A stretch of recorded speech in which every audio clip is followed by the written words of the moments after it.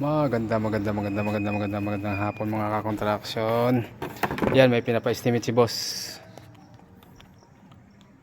Papagawa raw ulit salamin, sliding door saka sliding window. Mga kakontraksyon. Ito. Yan. Hanggang doon, kabila. Tapos yung katapat naman yan din sa dulo naman ulit. Ito naman yung dito sa harap dito. Ito naman lahat gagawin natin yung sliding window na lang daw. Fix yung ilalim, tatanggalin yung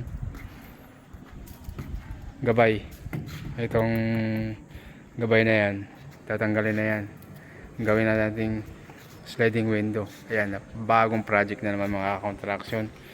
Susulat ko dito, sabi sa akin estimating ko na raw kung magkano para mabudgetan na ng pang materyales. Okay mga contraction, may bagong project na naman. Tapos sa buhos, gaya naman sa salamin.